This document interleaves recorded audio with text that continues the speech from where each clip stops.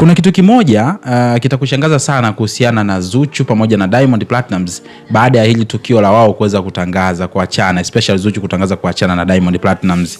Unajua Zuchu ametoka kujifungua mtoto na yani ni mapema sana tangu ametoka kujifungua mtoto katika wakati ambao watu wengi walikuwa wanajua ingekuwa celebration.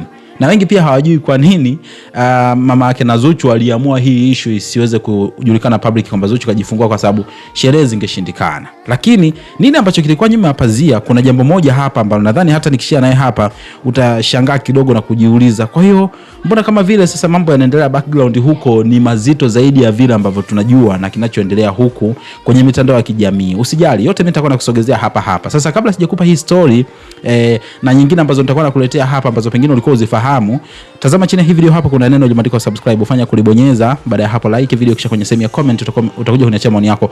Kumbuka ukibonyeza neno subscribe hapo utakuwa umejiweka katika nafasi nzuri ya kwamba kila video zijazo wewe ndio utakuwa kwanza kabisa kuweza kuzipata kwa wakati sahihi kabisa kwa kupata notification.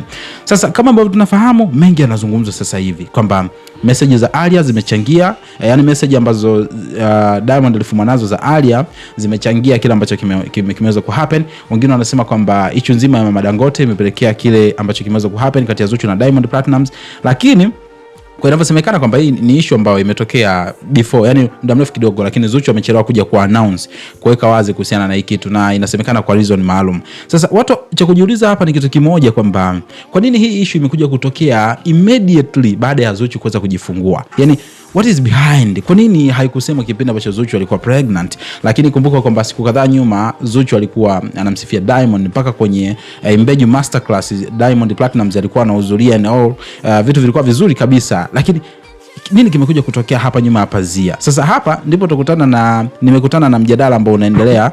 By the way, watu wanasema kwamba ni kama vile Diamond yeye anajuaga kwamba kuna muda fulani ambao ukifika ndio muda sahihi wa kumwacha mwanamke fulani. Yaani kila mwanamke ana muda wake ambao Diamond anajua ukifika muda fulani atakuja kuachana naye. So it means kile ambacho Diamond Platnumz alikuwa anakisubiri na kukitaka kwa Zuchu tayari ameshakipata. Kwa hiyo sasa hivi haoni umuhimu wake tena. And what is it?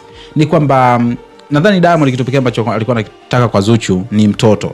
Sasa bahati mbaya zaidi ni kwamba Zuchu baada ya kupata mtoto na kuonekana wameachana, automatically mtoto ni mdogo, lazima ataenda kulelewa na Zuchu. So kama wameseparate kila mmoja na maisha yake, Zuchu anasema kwamba nitalea mwenyewe.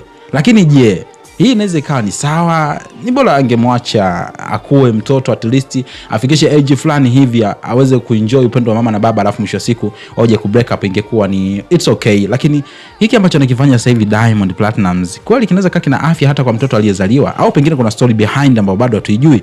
Pia kwenye comment section nini maoni yako kuhusiana na hiki. Lakini muhimu zaidi usisahau kusubscribe hapo kwa sababu kuna mengi zaidi ambayo yanakuja huko na utapata hapa kupitia channel yetu ya Bongo Vibe. Naitwa Gabby Official, mpaka wakati mwingine, bye bye.